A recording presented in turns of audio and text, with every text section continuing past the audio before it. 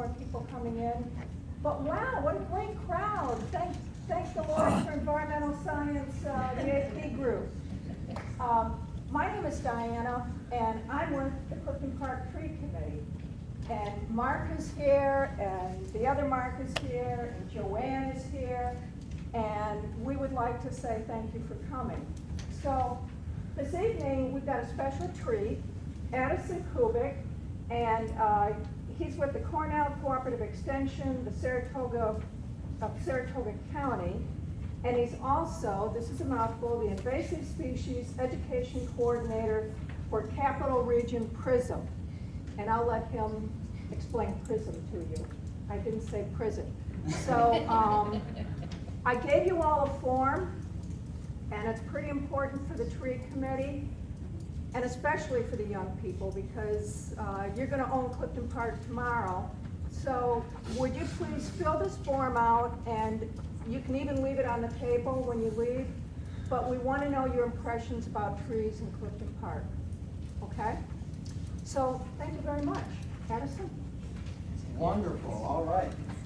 Let's start off with see if I can figure this thing out. All right, how is my voice projecting?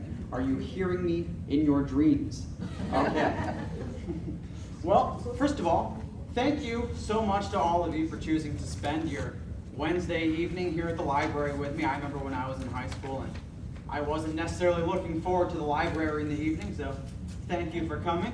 As Diana said, my name is Addison Kublik. I am the Education and Outreach Coordinator for the Capital Region PRISM, and that stands for Partnership for Regional Invasive Species Management. We are one of 8 such PRISMs found throughout New York State. As mentioned, I am part of the Capital Region one, so I'm sure you guys can intuit which region that one is based out of. We are funded by the New York State Department of Environmental Conservation and housed by the Cornell Cooperative Extension of Saratoga County. They do a very nice job of giving me an office and a computer with which to do all of these lovely things that you see before you. All right, now, what is the PRISM? That's a good question. So the PRISM is, we're a small group, and we partner with different agencies and preserves all throughout our 11-county region. And our mission is, right as you see up there on the screen, to detect, prevent, and control invasive species through direct action and education to protect biodiversity, the natural environment, economy, and quality of life. And the PRISM itself serves a lot of different purposes, many of which are on the screen right there. We coordinate partner efforts, we recruit and train community volunteers. Hint, hint, I've got a sign-up sheet on that back table if you want to be one of those community volunteers. I would consider it a personal favor if you did that. We identify and deliver education. That's what all of you lovely people are here being a part of today. And thank you again for that. We establish early detection and monitoring networks, which is very important in invasive species, as I'm sure a lot of you maybe have an idea. We implement direct eradication and control efforts, and importantly, we award funding for invasive species work all throughout our 11-county region. Now, you guys just heard me say invasive species a lot, and I'm going to be talking about invasive species a lot, so it stands to reason that we should probably start by defining what an invasive species actually is. And the way we describe it is right up on the screen: any non-native species that has the potential to cause harm to the environment, economy, and/or human health. And invasive species, they can have all sorts of negative impacts on an environment, many of which, whether you've realized it or not, you've probably felt in some way. They can lead to a loss of habitat, they can lead to a loss of habitat quality. They can lead to a loss of biodiversity by outcompeting native species. They can spread diseases and pathogens that can wipe out native ecosystems. They can decrease recreational opportunities, and they can have impacts on livestock and agriculture, which are all very widespread things that maybe we don't realize we feel in the moment. But there are all sorts of things like the price of apples going up, the price of hops going up. All of these things are connected, and it's important to be aware of the ways that they're connected. All right, we've got a little bit of housekeeping out of the way. Now we're going to get into the meat of it. I'm going to be telling you guys about several common invasive species that you can find throughout this region. I'm going to talk to you about ways that you can try to control them on your property, mostly through non-chemical means. And I'm also going to discuss some native alternatives to these plants, because a lot of them, and you'll see this as we go on, got their start as ornamental plants that people have around their houses, and some of them are even still sold as ornamentals right now, despite the dangers that we know that they pose to the ecosystem. The first one is one that I'm sure a lot of people are aware about, is Oriental Bittersweet. This is a species of vine that's native to Asia and was originally introduced to the United States in the 1800s. This is a very, very aggressive climbing vine. It's actually classified as a liana, which is just a word we use to describe a vine that has woody tissue. The way you can identify this is along the vine it's got alternate leaves. And what that means is that each leaf comes out at a different node, back and forth on the sides of the stem. They're about 2 to 5 inches long, and their leaves are going to taper to a point at the end. And they're going to have very, very subtle, rounded teeth along the margin of the leaf. However, probably the most easily identifiable way that you can identify them is you can see that picture on the right, all those golden yellow berries. Those are the key trait to identify Oriental Bittersweet. And it's important to note there is actually an American bittersweet that is native to this continent. However, in over 10 plus years of being out in forest, I have never seen American bittersweet in the wild a single time. Every time it's been bittersweet, it has always been Oriental Bittersweet. And the way you can tell them apart, it's actually very easy. The leaves of the fruits and the flowers of Oriental Bittersweet are all going to be born right in the leaf axils. As you can see in that picture there, all of the berries are coming out where the leaf meets the stem. Whereas in the American species, all of the berries will only grow at the very end of the vine, not along any of the rest of it. So if you've got Oriental Bittersweet, the berries and the fruits the berries and the flowers are the easiest way to differentiate it from anything that might be native. And the real kicker to this guy is, no matter how much you do to try to exclude it from your property, those berries are just a bird's favorite thing to eat. And a bird, they can fly pretty far pretty quick. And if they decide they've got to go to the bathroom and they've got one of these seeds in their stomach, and they just happen to fly over your house or your forest or your property, there's not much you can really do to prevent that sort of introduction. So this is the thing that you always have to be on the lookout for, because there's always a means of introduction. It's very, very difficult to stop it all from actually getting onto your property. And what this has is, it's a very similar trait that a lot of invasive species have, and that it produces fruit at a very high rate. A lot of invasive species have some shared characteristics that give them an advantage over anything that might be native. A lot of times, and you'll see this as we go forward, they have things like longer growing seasons, really high rates of reproduction. Some of the plants are able to reproduce vegetatively, meaning that just bits of stem or root fragments in the soil are enough for a whole new plant to start. So there's a lot of these very easy vectors for these things to move around. The biggest problem with this, and you can see in that picture on the left, is that as this climbs up vines, as it climbs up trees, A, it can constrict and damage the tree, which I'll show you a picture of on the next slide, and B, it can add excess weight to dead branches at the top, leading to tree structural failures in very high areas. And it's a very dangerous thing, and it's something you have to be vigilant about. All right, so you got it. What do you do about it? This one, luckily, it's not terribly complicated. The way I deal with it on my own property, A, like I mentioned, try to be always vigilant about new vines that are growing up. It's pretty obvious once you start to get an eye for it, but the best thing you can do, if you've got a growing up a tree that you have, if you sever the vine and cut it off from its root supply in the ground, everything above that cutoff point is going to eventually wither and die. So you can manage to save your trees by doing that.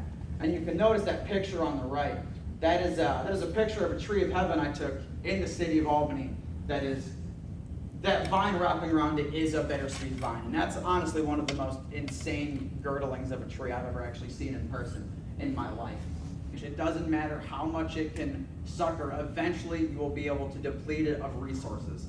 Unfortunately, a lot of these things are long-term management strategies. It can take a couple of full growing seasons to fully drain the roots of their energy.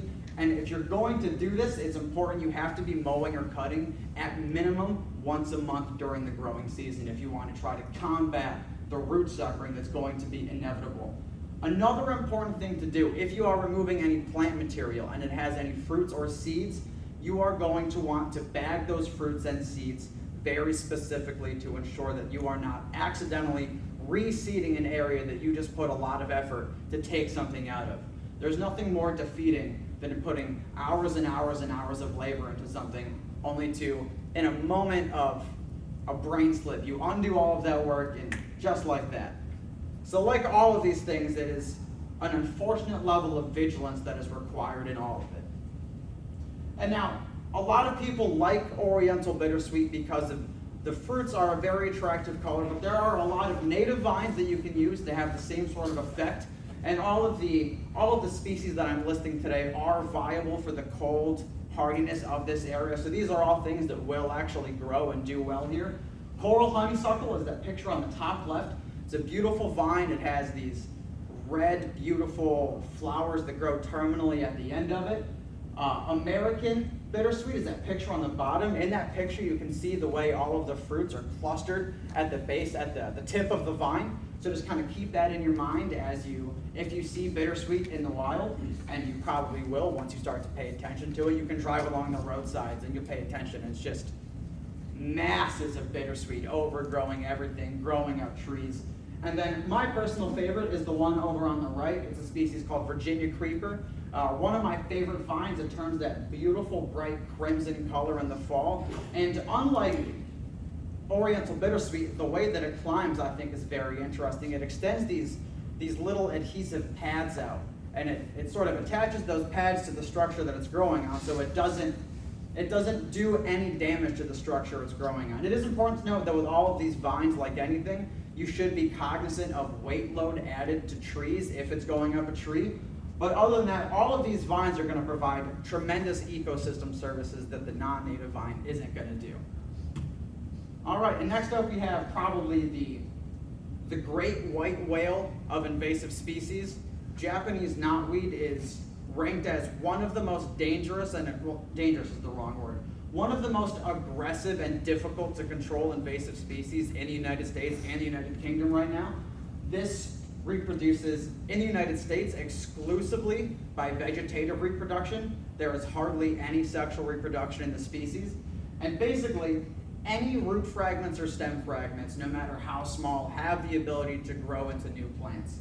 And in addition to that, it has this really unfortunate growth habit where it sends down a really deep taproot that can then go really far away from the host plant, which means if your neighbor has Japanese knotweed and they're not doing anything about it, that taproot will go down about 6 feet into the ground, and it can go, give or take, 30 feet from the source plant. And that can go right under fences, right through all kinds of barriers. It does a lot of damage. If it goes, it can damage foundations of homes. It's a very problematic, very annoying species, and if you've driven along the highways, once you get an eye for it, this is one that you notice is constant all over all of the highways. And this is another problem with this, is that this is a tremendously high risk of introduction through contaminated soil or mulch, which is why it's also very important to always be very cognizant of where you are getting soil or mulch from. It's also a danger for compost.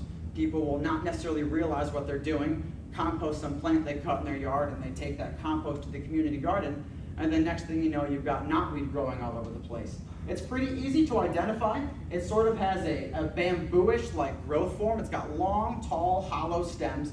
It produces superficially these shallow root systems aside from that deep taproot. And it's got these very distinct alternate leaves that they're similar to the ones on the Oriental Bittersweet vine. This picture does a really good job of describing that alternate nature, where each node there's different leaves coming out. They have a triangular shape to them, and it grows in like a bushy form, and then those big white flowers that poof out over the top. You're going to see a lot of knotweed that's in flower and in fruit right now, and you'll notice these bushes, you'll notice these white flowy things all over the top of them. If you have an eye for it now, keep an eye anytime you're driving, as long as one eye is still on the road. Please do that. It's, like I said, very, very, very highly reproductive through its vegetative reproduction. And it's very difficult to control. That picture is 2-year-old infestation on the top. It can shoot up like that. It is an absolute mountain of work. And like I mentioned before, with it being able to spread vegetatively, manual control can be very, very difficult because it's very easy to make the problem a lot worse if you're not hyper careful. And even if you do it right, it's a very, very long process to try to get rid of it without going absolutely pesticide crazy. You can do it. The trick is, if you're going to cut things, it's going to be a very long process, but any stems that you cut, you need to cut by hand. You cannot mow this. If you mow it, the shrapnel is going to go everywhere, and it is going to make the problem 1,000 times worse than it is now. Even worse than you think it can be. You can pull up the plants when they're young. That is possible, but again, you have to make sure you're pulling up the entire root system and doing it as carefully as possible, as to not fragment the roots any more than you're doing. Most of the time, the only way this is really tackled on a large scale is through a combination of mechanical use followed by a treatment of pesticides, but we're not really going to get into that in this instance. However, important to note, as sort of is the case with the bittersweet fruits, it is vital that you dispose of this material very carefully. A system that we recommend doing, it's a sort of a low-grade solarization. If you just take a plastic contractor bag, put all of the material in there, seal the bag, and then leave it out in the sun. Make sure the bag is sealed. Leave it out in the sun for 2 weeks for the plant material to be desiccated by the heat of the sun, and then you can get rid of it. But throw the bag to a landfill and do not dump the stuff out of the bag again. Leave it desiccated and dried out in the bag, and then dispose of it. And I mentioned before about how oftentimes there is a cutting followed by a pesticide treatment. There have been some interesting information coming out about people who have been using organic horticultural vinegar as a treatment of this in their homes because it still can keep their land as certified organic. And it's sort of done similarly to the cutting system, where cut it down 3 times a year. You want to leave one plant as an indicator, and then using a stem injector, or I know people have used, as strange as it sounds, a meat injector, because the stem injectors can be hard to find. If you shoot that into the lower nodes for that little magical equation down at the bottom, for every gallon of vinegar, you're going to want an ounce of dish soap, a quart of citrus oil, and a cup of white salt flour. And if you don't know what salt flour is, because I didn't about 4 months ago, it's just a very, very, very finely ground salt. Some people use that. There are variable degrees of success, but Japanese knotweed is such an absolute monster to try to get rid of once you have it. It is worth at least considering as many options as are possible. The next one, bush honeysuckle. This is a whole suite of different species that are all basically indifferentiable from one another. They're all shrubby bushes, and you can see in that picture on the right, this is the first plant we're going to talk about today that has opposite leaves. So there's 3 major leaf arrangements, alternate, opposite, and whorled. This one is opposite, and as I'm sure your brains can intuit, that just means the leaves are both coming out opposite of one another along the stem. Pretty obvious to see in there. This is another one that's native to Eurasia and was introduced to the United States as an ornamental species. If you pay attention, you're going to hear that story repeating itself a lot tonight, because that is how most of these things got here. There are a couple of native honeysuckles. The fastest way you can differentiate those, if you take a knife or a pair of pruning shears, snip a twig right off. The pith, which is it's a center of vascular exchange, or the center of the twig, the pith will be hollow in the invasive honeysuckles. That is the fastest way that you can tell them apart. And you can't really identify this down to species based only on the leaves. You really need the flowers, but honestly, it doesn't matter specifically what species it is. They all fundamentally act the same, and they all readily hybridize with one another, which makes it even better. You can notice that in the picture on the right, the flowers and the fruits are all going to be born similarly to the bittersweet, right in the leaf axils, but in this, it's only going to be in pairs. You can see there's two berries next to one another. They tend to ripen around midsummer. The flowers tend to show up around late May, early June, and much like that, they're born there. Luckily, unlike Japanese knotweed, this one is much more feasible to actually take care of. You can do this pretty well with not that much tools. All it takes is a little bit of effort and labor, which is the case for a lot of these. You're going to want to start in late summer before the seeds are ready to be dispersed, because as is important, as you can probably imagine, doesn't make much sense to go in and remove something after it's already gone to seed and reestablish a seed bank under what you're doing. This is in the early stage, it's pretty easy. You can just go in and pull the seedlings out by hand. I would recommend doing it probably in the early spring when the soil is still moist, so you're not going to damage the soil as much. But a lot of people will use, especially on the larger shrubs, as a weed wrench. And that picture up there is actually something that's actually specifically called a honeysuckle popper. And it's basically just a long, giant crowbar that you stick it right onto the thing, and you just pry it right open, and it comes out. It's very satisfying after a long day of hacking and sawing things. You just pop something out. If you're ever having a bad day at the office, that's the time you're going to want to sign up for one of those removal events. It's a great way to get rid of some stress, is just taking a hacksaw to some bushes, I tell you. And you're doing good while you're doing it. Is there anything better than that? Much like the other things I talked about, you don't have to remove the root system. That is going to make it a lot easier for you.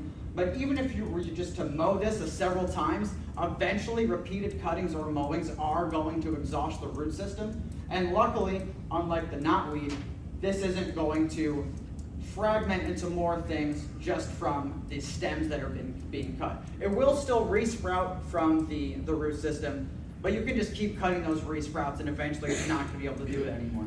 An important thing to note in any sort of removal like this, especially something as disturbing to the soil as using the honeysuckle popper, it is going to be in your best interest to try to tamp down the soil in any area that you've disturbed, to try to discourage any new things from sort of reestablishing there. And if you can sprout it with some native seeds, that's going to be even better.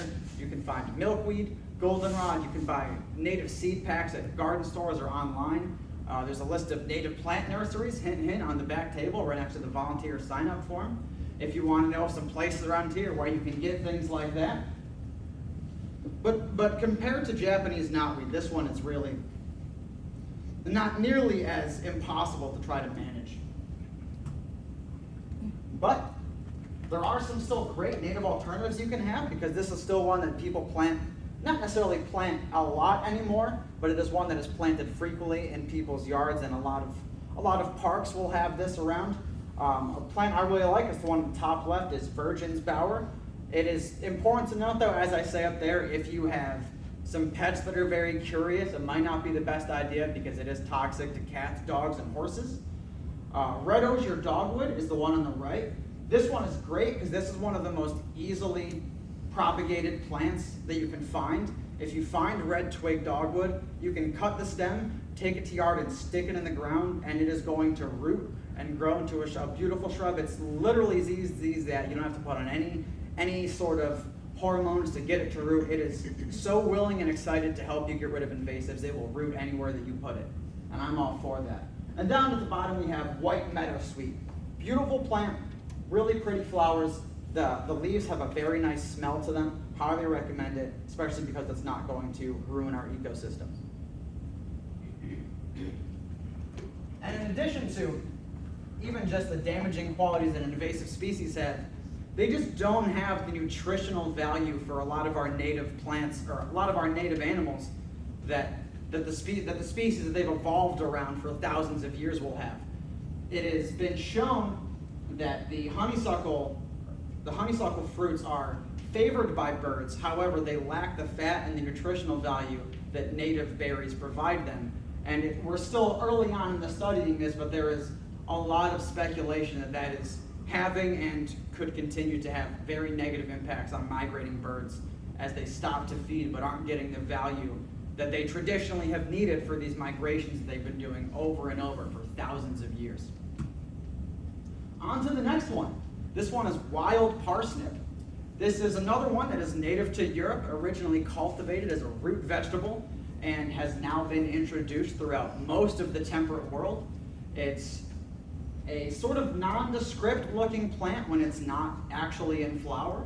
Its leaves are pinnately compound, When you see pinnate, think about the way a feather is organized, and that's the way that the leaves are organized. Each central leaf with smaller leaflets around it, shaped like a feather. The stems are smooth. They have very few hairs on them, but spoiler alert, you're not going to want to touch them. The easiest way to identify them is when they're in flower, and it's these yellow flowers that sort of look like a worse version of Queen Anne's lace, if any of you are familiar with that plant. It's in what's called an umbel. It's an inflorescence where there's multiple small flowers coming out of one central head shape. And the biggest danger with this is not necessarily the impact that it has on ecosystems, but the impact that it has specifically on humans, and that the sap from this plant will cause your skin to be phytoreactive and will give you chemical burns when in the sunlight if it gets on your skin and you're out in the sun. So this is one that even if you don't have it on your property, I would highly recommend at least keeping an eye out for while you're out in the forest. There's been plenty of times back when I used to work for DEC and I was going out to do field checks. More than one of my companions had not been paying attention, brushed their arm up against the wrong thing, and then 20 minutes into the work site, they've just got a very painful burn on their arm. So highly recommend that you don't touch it. But how do I control it if I can't touch it? Easy. Gloves and being careful. That's really the secret to everything. This is another one that you can pretty easily manage mechanically. You're going to want to do the work before the seeds develop, which is, again, sort of obvious from what I've been saying before. It tends to bloom around June, which is when you're going to start to see those yellow umbels, and once you get an eye for them, you are going to notice that they are in a lot of places, especially on roadsides, next to parking lots, which is also, unfortunately, areas where there happens to be a lot of people, which makes the problem compound on itself. Once they do start to produce flowers, though, that is your opportune time to strike because they've used most of the energy in their root system to produce those flowers. So if they flower and then you go in with a quick mow, that's pretty much going to sweep the legs right there, and they're not going to be able to rebound from that. If you are going to want to monitor the place where you got rid of it, because just because you killed those before they seeded doesn't mean other seeds aren't already on the ground. And as I mentioned, with this being such a danger to people, it is worth being vigilant and cognizant about to try to remove it when you can. Next up is one that, much like the other things I've said, if you've been along a highway or a park or a lot of water bodies, I'm sure you've gotten, unfortunately, quite familiar with this species. This is common reed, Phragmites australis. It is a very, very aggressive, vicious species that can outcompete virtually anything else in an area and make completely dominant stands where you couldn't even really walk through if you wanted to. It's got this really devious combination of a really long, thick, unbranched taproot that goes deep into the substrate and holds the plant in place, and then a bunch of smaller fibrous roots that are able to go all over and access nutrients and water supplies that a lot of native plants aren't able to do. So they can just go in and take total control of an area. There is a place in the city of Albany near Glenville where a couple of years ago, I think 5 years ago, on the property they had a small pond, and there was a small invasion of common reed along the outskirts of it, but they weren't actively using the property very much. Flash forward to now, and the entire pond is gone. It's all common reed, and the water table in the pond has lowered by about 3 feet just from the water use of the reed. The entire thing is just one dense stand of reed, and unfortunately, unlike the knotweed, this one is also one of those vigorous vegetative resprouters. Its stem fragments and root fragments are capable of creating brand new individuals, so it's one that is very difficult to control, but it is possible to do. And it's actually interesting to note that there was and still kind of is a native species of common reed to the United States, but a European species was introduced that has outcompeted and hybridized with the native in such a way that it's basically absorbed its genetic diversity and made it functionally extinct. It, much like the American bittersweet, barely exists in the wild. The way that you can tell Common reed from the native one, if you're ever uncertain. One is if it's a giant 15-foot tall dominant stand of grasses like nothing you've ever seen before. That's a great hint that it's probably going to be common reed. But then the main identification, that picture on the top left, that's one of the ligules, that's the sheath that the leaf wraps around the stem with.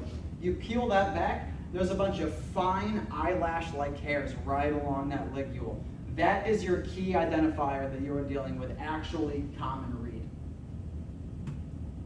Now, the cutting is a very labor-intensive thing, but it does work well in smaller areas. It's the kind of thing that is feasible to do on your own property if you have Phragmites.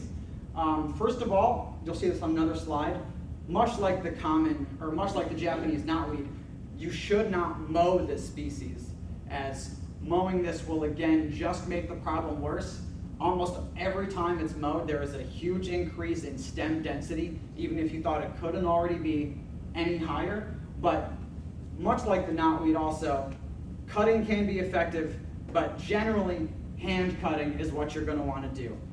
It can be easy to want to go in with a weed whacker, but it's too easy for stem shrapnel if you're doing anything other than just a pair of hand shears. If you can take them down to about 6 inches on the ground, repeated over a couple of years, that can be effective in sapping the root system of its energy. In smaller areas, there are people that have shown success by just taking a black tarp, putting that right over the plants and just sort of hoping that the heat and the lack of sunlight can do the job to stop them from growing any further. It's another thing that is important to be vigilant of, and you shouldn't assume that just because you don't have a lot of growth in this moment that the growth is gone. You can also do a water drawdown, which is essentially a complicated process of trying to lower the water table, or drowning the plant. However, it's a very versatile plant, and it can grow and thrive in standing water.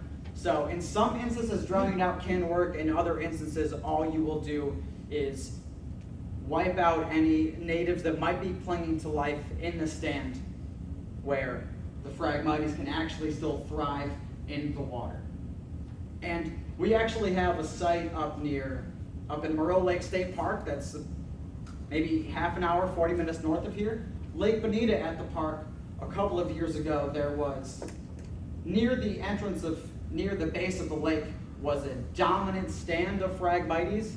It was encroaching onto, not yet onto, but encroaching towards the water edge. And starting 3 years ago, we started managing it, and we actually went back. I was there yesterday, and we removed a total of 3 stems.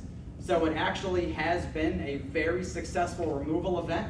The first year, I think we removed 47 garbage bags full of plant material. And then gradually it got less and less, but this year it was nice. And with the smaller individuals, if you just have a shovel, you can go up to them, pop the shovel right under it, kick the shovel into the ground so you can try to sever the root, and that way you can pull the plant out without disturbing the soil too much, and you can just sort of pull the shovel out and then tap that part of the ground back down where you had the shovel stabbed in. It's a pretty effective means of removing the smaller ones, and the bigger ones are easy enough to manage if you have a small enough area and enough patience. And an important thing to sort of realize, if this is something that you want to do on your property or an area that you like, you don't have to do it all at once. It's going to be a multi-year process. You don't have to feel like you have to go through and cut the whole stand at one time. It can be a couple of times over a couple of growing seasons. But it's going to be a lot of hard work. Trust me, I've done it. I got very sweaty. But it's very satisfying, and at least you did something good for your sweat. Who needs the gym when you can do invasive species work, am I right? And a lot of this is things that I did mention. It can reproduce very quickly vegetatively, so not advisable to mow it. Cutting, by any means, can increase the stand density if you're not careful, and that is why I cannot stress enough, be as careful and as vigilant as possible when cutting. You take a cutting, and then like the knotweed, all plant material should go into a bag as soon as you possibly can get it. It's not necessarily a guarantee that a piece of the stem is going to fall off if you set it on the ground for 5 minutes, but with something as aggressive as as common reed, I always err on the side of caution, and I say, why take the chance if you don't necessarily have to? But that's common reed, and that's how you can get rid of it. Up next, we have one that is still very common. Actually, frustratingly, it's planted outside the front door of my office, which makes me cringe a little bit every time I go to work. Winged burning bush. This one, native to Asia, and would you believe it, introduced as an ornamental in the 1800s. I'm sure nobody ever could have guessed that that would be the case. This is unfortunately a somewhat attractive shrub. That's the worst thing, when I do have to admit that some of these are attractive shrubs. It grows to about 20 feet tall and wide, and this one is capable of doing a lot of damage in the forest. This is one that is capable of spreading from a yard deep into forest. A bird can come and pick one of these berries, take it into a forest, and if you don't do anything about it, it's honestly insane the levels at which it can start to reproduce and shade things out. The easiest way to identify this, you can see it in that top right picture, is the twigs and the stems, especially the newer growth, will have 2 to 4 corky ridges coming off of them, and it's straight up just these weird growths that are coming off the whole length of the stem. It makes it very easy to identify them. The leaves are opposite like the honeysuckle leaves are, although these ones are a little bit more longer, and lanceolate is the actual term that we use for them. They're dark green, and then they turn this really brilliant bright red in the fall, hence the name burning bush. And as I mentioned, this is one that is planted very frequently in people's yards and around people's homes, and then can invade forest. There's actually a forest parcel that we were just working with a couple of weeks ago, and the parcel is about 10 acres of nothing but burning bush in the middle of a forest. It's not near a road, it's not near people's houses, it is just an absolute, for lack of a better term, ecological dumpster fire in the middle of the forest. But it's even better than that. It's flowers, which are the main thing that most people get a plant for. That's flowers aren't even that interesting.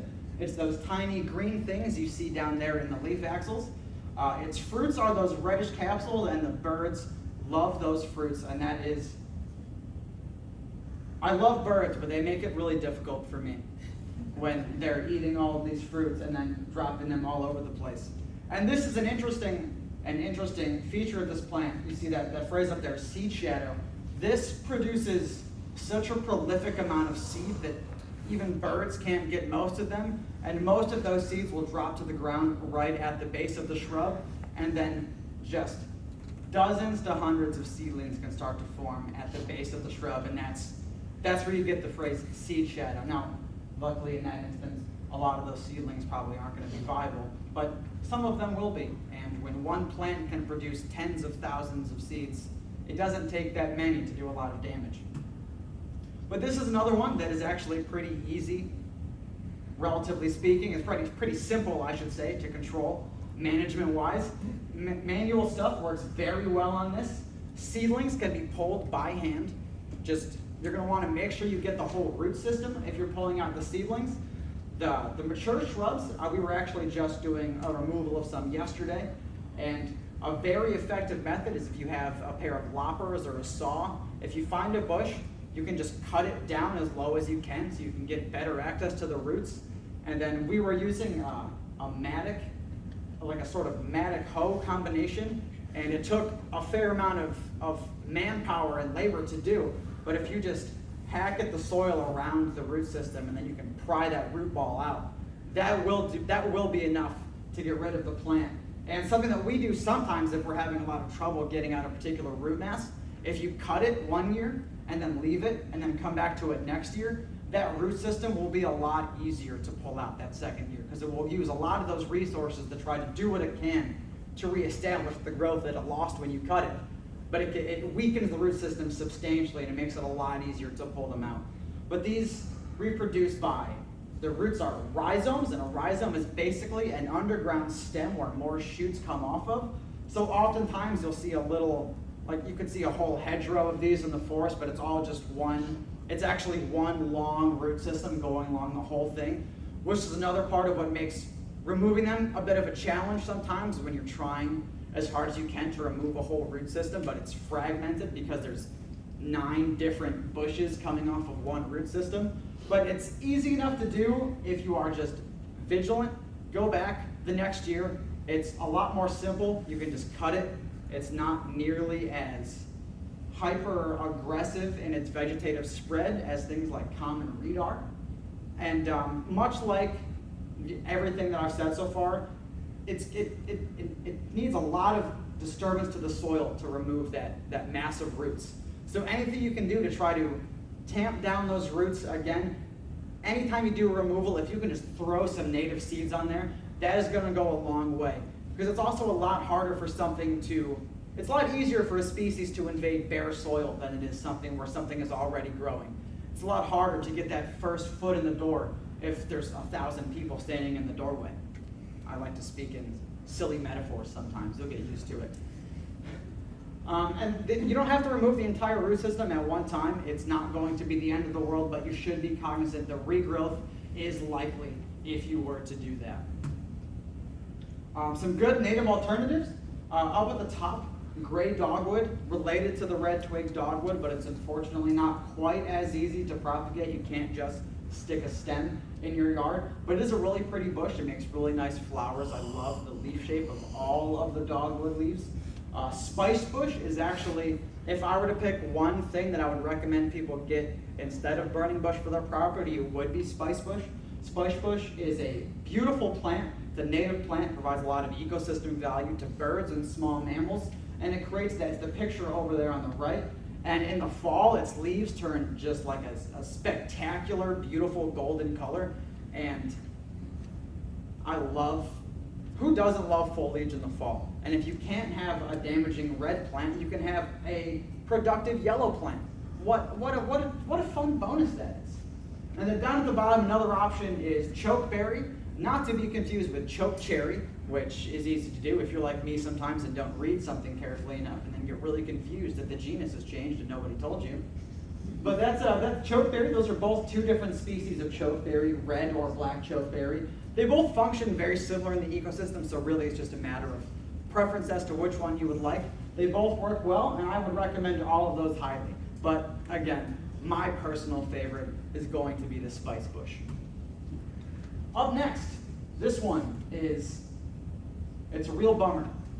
This is Japanese barberry, and this one is still actively sold in the ornamental trade and still very common in a lot of people's front yards. Every time I walk back from lunch to the office, I get to walk past the burning bushes of my office and walk past a huge street line of people that have a front yard full of Japanese barberry. It is an unfortunate thing. It's pretty easy to identify once you get used to it. That picture on the bottom, it's sort of a weird shrubby bush hybrid that's usually about as tall as it is wide. Its leaves are super distinct. I like to describe them as teardrops. It's those leaves up on the top, and they grow very interestingly along the stem. It gives this plant a very unique character in the way that it grows. Its leaves give it a very particular feeling to it, and if you see it, it's very interesting. Don't grab it by the hands though, because at each one of those leaf nodes there is a single very sharp spine that does not feel great, even if you know it's there. Again, trust me on that one. I've done it plenty of times. And the real kicker with this thing is it is very, very capable of invading healthy, dense forests, much like a lot of other things. Japanese barberry is fully capable of growing in full complete shade or full complete sun. It does not care which one it is. It can thrive just as well in both. And the worst kicker of this is, for whatever reason, the way that the bush is constituted creates a darn near perfect environment for, in particular, deer tick, which, if any of you are outdoor recreationalists, you are probably aware of the deer tick and Lyme disease. And in addition to being a great place for the deer tick, it's also a great habitat for the white-footed mouse, which is the source of the bacteria that the tick gets that gives you Lyme disease. So it's this perfect little 1-2 punch. And in a study I was reading, I think a couple of weeks ago, in a comparison between forests that have a native understory and forests with an understory dominated by Japanese barberry, the instances of Lyme disease in the forest dominated by the invasive species were, give or take, 90% higher than they were in the native forest understory. So this is a big one. And ticks are already enough of a problem, especially as things continue to slowly warm up and new ticks start to make their way up the coast. The last thing we need to do is give them even more places to stay. Much like the other ones, this is a very prolific cedar, and it also has the rhizomes, like I was talking about with the burning bush. This one also has a new reproductive strategy, at least compared to what we've seen so far, and that it reproduces by layering, which is this really interesting thing, which is as its twigs grow out, eventually they're weighted down and they touch the ground. And then once they touch the ground, the tip of that branch will start to form roots. And it will then start a new plant from the tip of the old plant touching into the ground. And it creates a sort of interesting pathway. You can watch, if you find some barberry that's been there for a while, you can watch the progress that it's made growing. And sometimes it's even very interesting where the mother plant will die, which doesn't happen very often because, again, unfortunately, this is a very, very hardy plant with, unfortunately, very low mortality, just generally speaking. But sometimes what will happen is the mother plant will die and it will create this halo of barberry where it had spread its layers down and then died in the middle. That's not really here nor there, it's kind of interesting. But also, luckily, this is one where manual controls work pretty well. Like a lot of the things, the entire bush and root should be uprooted. The weed wrench is a great tool for that. The honeysuckle popper works for way more than just honeysuckle, despite their narrow-minded branding. You can use a weed wrench, a mattock, a hoe, a spade. It's pretty easy to identify this in the spring because one of its advantages is that it's got a longer growing season than most, so it tends to leaf out before most of the native plants will leaf out and then keep those leaves even longer. If it's fruit or seeds are present on the plant, and this is going to be true of any non-native plant that you're trying to manage on your property, take extra care not to spread those seeds around. You're going to want to put those in a bag. Ideally, you're going to want to manage this plant when it's not in seed, but you know what they say, the best laid plans of mice and men, they don't always work out the way that you want them to.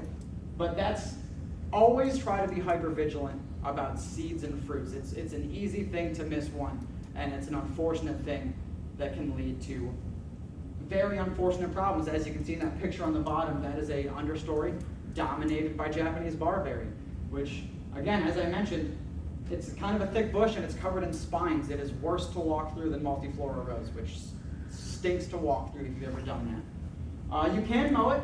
It works on smaller populations, and it's one of the things where it is going to regrow if you mow it, but if you just hit it enough times, like anything else, eventually a root system is going to run out of energy if you cut off its ability to feed. Some native alternatives are, again, my favorite, spice bush. Always go spice bush. Great smell to it. A sort of a good one, particularly for barberries, that plant on the right, that's eastern ninebark. And a lot of people will choose barberry because of its different horticultural forms. There's green ones and there's purple ones. And eastern ninebark is actually a native species that there are green and purple horticultural forms for. So if you have any very stubborn friends who won't get rid of their barberry because they just love having a purple bush in their front yard, you can tell them that they can have this one and then they won't have ticks all over themselves. The one on the bottom is bush cinquefoil, and yes, I did Google how to pronounce that before I came here today just to make sure I knew what I was doing, because I had no idea. That one it's a nicer bush. It's got some nice pretty yellow five-petaled flowers, but it works, it's nice. I prefer the spice bush, and the ninebark is a great plant for your stubborn barberry lovers. That was a weird thing to say. All right, and that's the end of the plants. And now I'm going to talk to you guys about something that is unfortunately very near and dear to my heart. This is not a species that we are dealing with on a large scale right now, but this is a species that is basically on our doorstep in the capital region, and I would be remiss if I didn't use this opportunity while I have this wonderful captive audience of smiling faces to let you guys know about it just in case you didn't. This is the spotted lanternfly. This has been popping up more and more in news and things lately. This is a plant-hopping insect that is native to Asia, and it was discovered in Pennsylvania in 2014, and despite heavy quarantine efforts, has since spread to Delaware, Connecticut, Virginia, New Jersey. It's now in New York. It's a very big problem in New York City right now. It's slowly encroaching its way up the lower Hudson Valley. We monitor very aggressively for this. We have traps set up all over the state. That picture on the right, that is a tree in Pennsylvania that is covered by thousands and thousands of spotted lanternfly. And that is unfortunately just life for them now. They are trying to deal with it. This is a $400 million agricultural pest in New York. It feeds primarily on an invasive tree called the tree of heaven, which I have some information about on that back table there.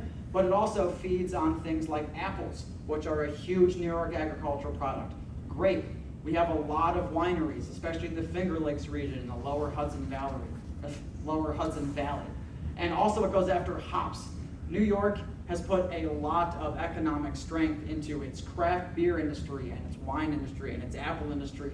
And this is a pest that has the power and the ability to come in here and do really untold economic damage to New York's agriculture. And things are already wishy-washy with a lot of agriculture, and the last thing that we need is something this dangerous.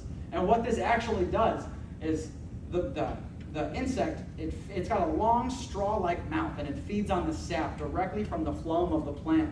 And they have such a high sugar diet that they excrete this waste called honeydew.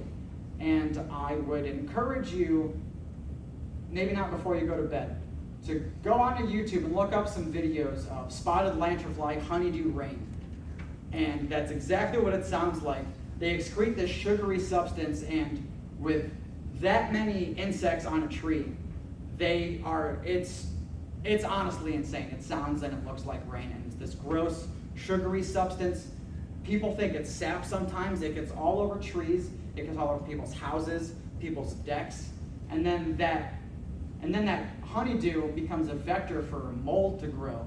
And that mold growing is actually what makes it do a lot of the damage that it does to agricultural things. It doesn't necessarily kill the plants that it feeds on, but it feeds on, say, an apple tree, and then it excretes its honeydew all over the leaves and the apples, and then those leaves and apples get moldy, and then those things aren't marketable anymore. So it doesn't kill the plant, but it kills the harvest. And if you're the farmer, you might as well kill the plant if you're killing the harvest, because it's not an easy thing to overcome a huge crop loss, especially with things going the way that they have been going. It's luckily a somewhat charismatic insect to spot if you know what to look for. The adults are very, very colorful when they're hopping. They've got these sort of translucent beige wings, and at the base, they've got a brick-like pattern. Kate McKinnon from Saturday Night Live described it as fishnet stockings, which I thought was a good way to describe the way the base of its wings look. It has these bright red underwings and a yellow abdomen. You'll be able to see that some more on the next slide. But that's just the adult stage. It also has 4 instar stages, and those are its nymph stages. Stages 1 through 3 are these small black spidery looking, kind of stink bug looking things. They're black insects with white spots on them. Their 4th instar becomes a little bit bigger, and it becomes red and black with white spots. And then finally it emerges into that adult. The adult then lays its eggs, which it covers with a waxy coating, and it lays its eggs on basically any hard surface. Wood, fences, metal, tractor trailers, billboards, shipping material. The danger is it lays its eggs in people's wheel wells while they're stopped. Somebody goes through Pennsylvania, they take a nap in a parking lot. Spotted lanternfly flies up into their wheel well, lays an egg casing, they don't even know any better. Next thing you know, they've just introduced 50 new insects into their area. Actually, not that long ago, we found a dead one in our parking lot that someone had driven through Pennsylvania to our office, and they had one dead one as a hitchhiker. I surveyed the rest of the area, and there weren't any more, but it's still it's a sinking feeling to have this on the cusp. And down in Pennsylvania, it's so bad. Their best management strategy is they have these backpack vacuums, and they just go out, and you're just literally vacuuming up thousands of insects, trying to put some dent into their breeding population in the hopes that you can do something. But as you see in this picture, once it gets to that point, it's very difficult to do anything about it. It doesn't matter how many vacuums you have. And if each one of those can lay 50 more eggs, that's just an insane level of reproduction. And in addition to that, since they're invasive species, they have no natural predators here. The only thing that really kills them off is the hard frost, but their eggs are perfectly capable of overwintering. The adults will die, but the eggs do not care. They will hang around just for fun. And the key really is that the eggs on any hard surfaces, it's very, very easy to unknowingly transport the eggs if you're not being careful. So here are just some closer up pictures so you guys can see more specifically what those different stages look like, so you can try to be aware of them. The one on the left is its smallest stage.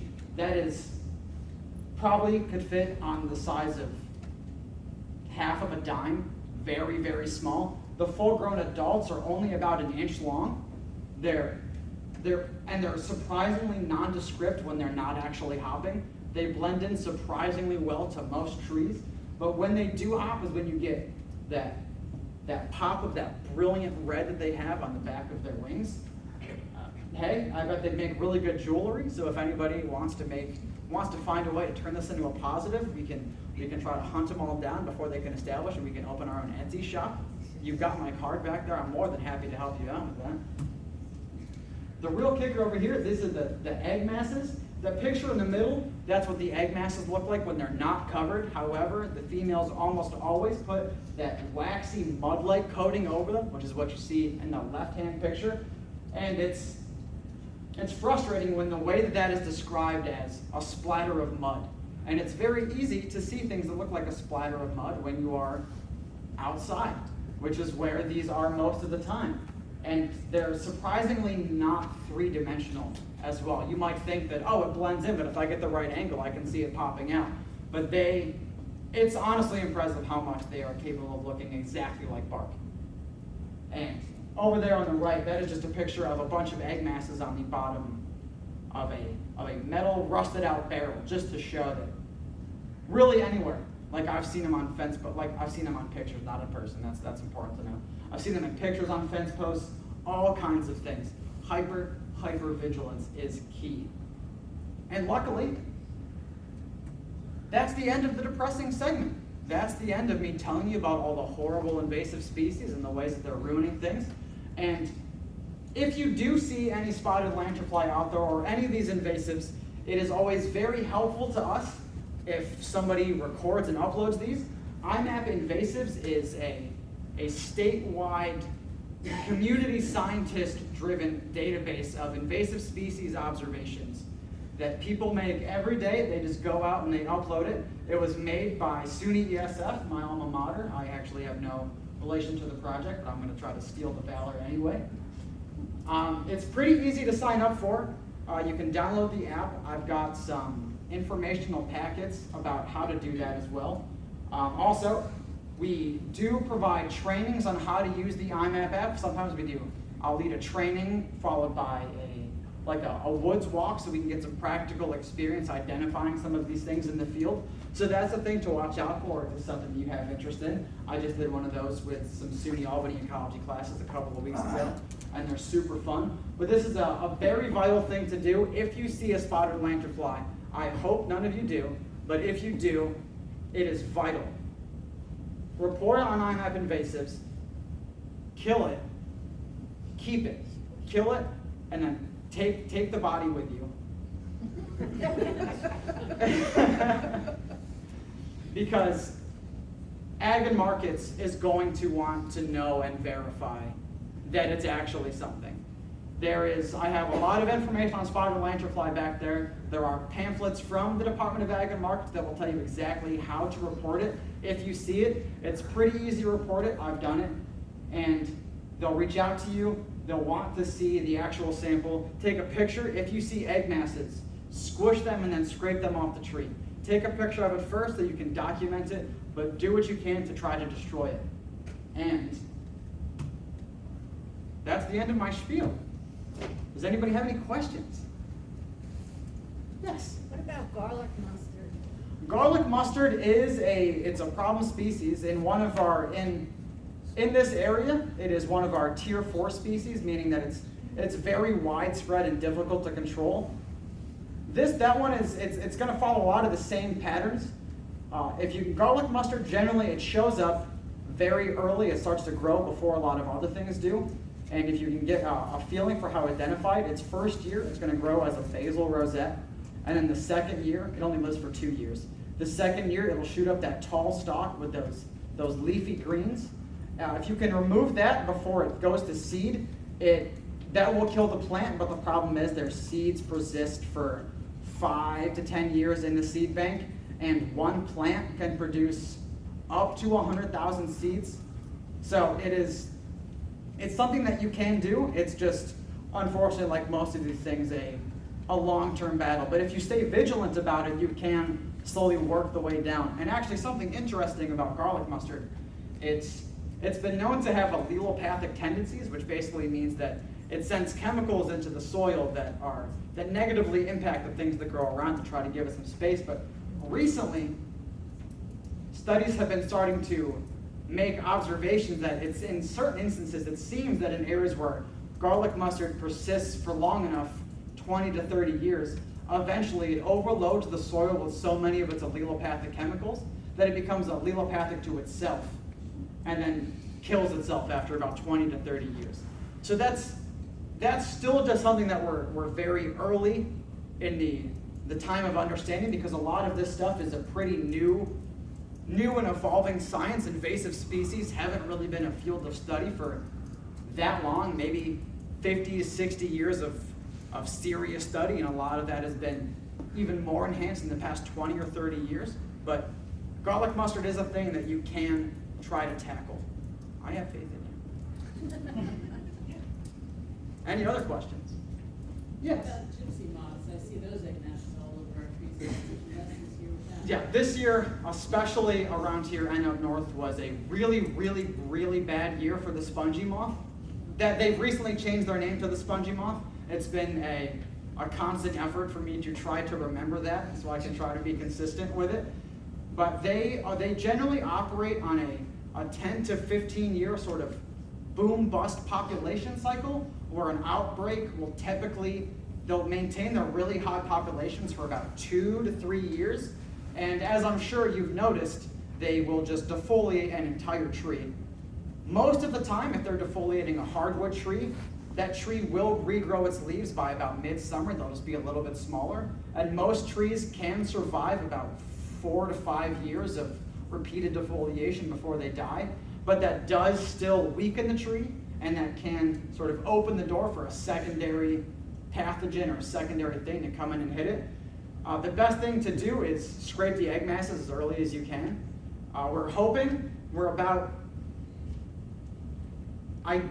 Best case scenario, this was the last year of the population boom. Worst case scenario, it could happen again next year. I'm really hoping that it doesn't.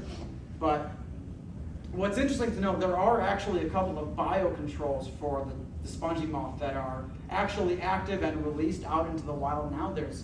There's one that is it's a virus, and the way you can tell when the caterpillar has been killed by the virus, none of the biocontrols actually kill the caterpillars until their later stages, so they can still do a lot of damage before they'll die, but it kills them before they're able to reproduce.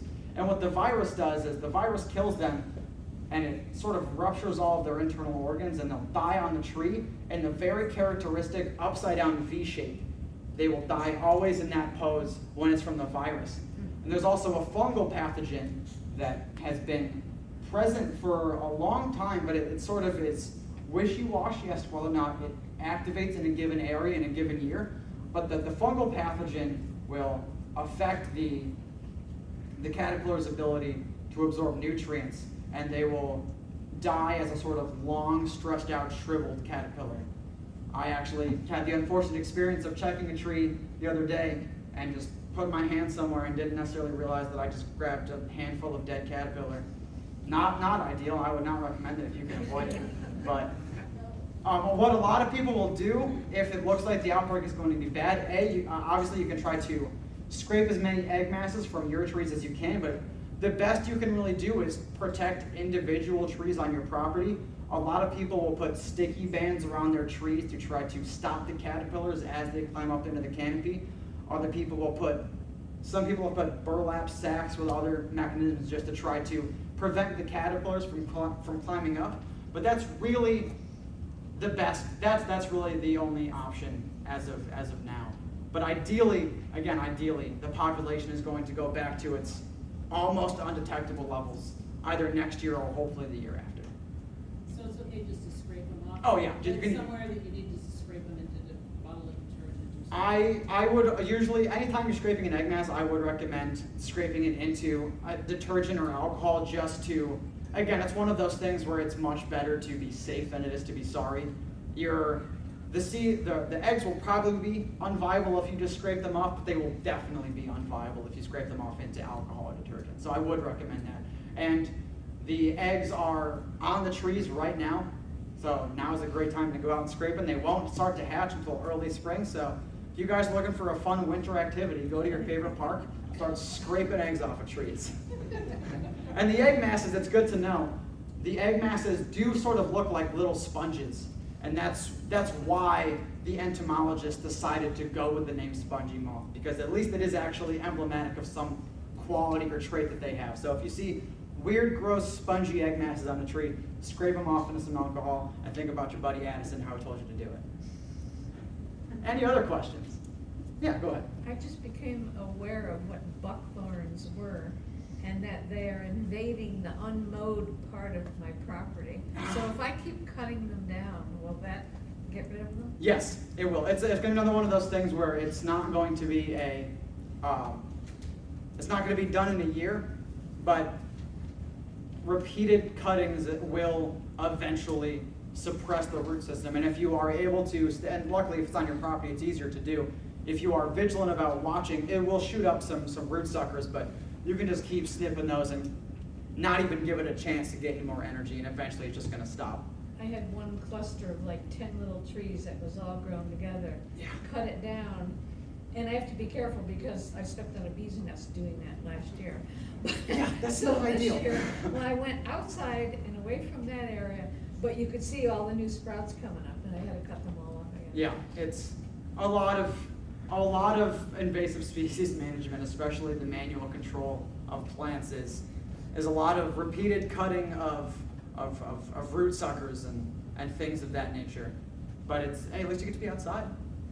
You got to try to find a silver lining. It's not often I get to give people good news, you know. Any other questions? Yes. I took a picture of something in my garden. I have no idea what it is, but it's beginning to tweak. I bet I'm probably the best qualified in this room to tell you if I know what it is.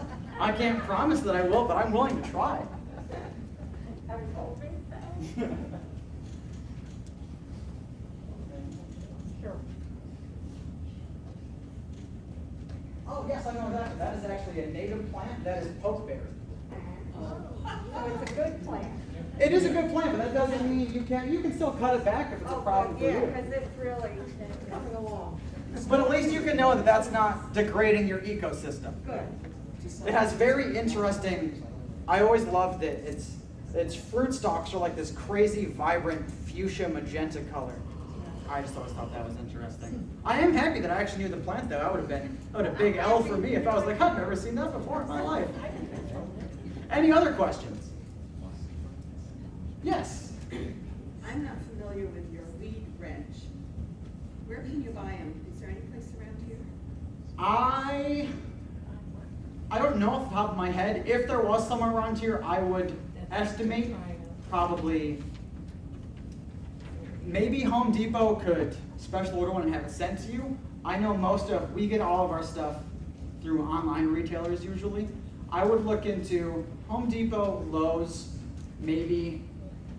It's a little bit too specialized for a garden center, But I would recommend Home Depot and those are probably a good place to start. And at the very least, somebody there can not be like, go here. Tractor Supply? Tractor Supply, that's not the great. I was visualing Tractor Supply, but I can only see Ace Hardware in my head. So thank you for that help. But that'd be my recommendation to you. And honestly, you can even just check the Home Depot website first to save yourself the trouble of having to go down there. So do you look under weed wrench? Weed wrench, that is the actual word for the tool, weed Not wrench. honeysuckle popper. Honestly, the honeysuckle popper is more of a straightforward tool, and I might even recommend going for that. The honeysuckle popper, I know you can get off of their website, and don't quote me on this, I want to say it runs about $170, give or take in there. Yeah. I don't know how much a weed wrench costs off the top of my Lee head. Valley Tools. Leave out, see, we got this tandem over here, we got all of it. We got all the information. I got the info, she knows where to I go. can't think of the name. What did she say? Lee Valley Tools, I believe? Lee Valley Online. What is it? Lee or Lee? L-E-E Valley. But the weed wrench is also fun to use, but just, as I often have to remind myself, lift with your legs, not your back. Easy to forget, especially when you're pulling out roots. You're never too young to throw out your back, trust me. Any other questions? Yes? Yeah, have you seen the Emerald Dash Borer around Clifton Park, southern Saratoga County? Yes. Yes, I have. Actually, a couple weeks ago, I went to do a visit because someone in this area asked me to check their ash trees because they suspected emerald ash borer. And unfortunately, oftentimes, I can tell just by somebody asking me to come and check that it probably already has emerald ash borer. And the trees that I checked, which were in this area, they were all infested with emerald ash borer. Yeah, see, I never have good news. I'm sorry. Oh, I know. But there's no spotted lanternfly That's here your right now. job. Any other questions?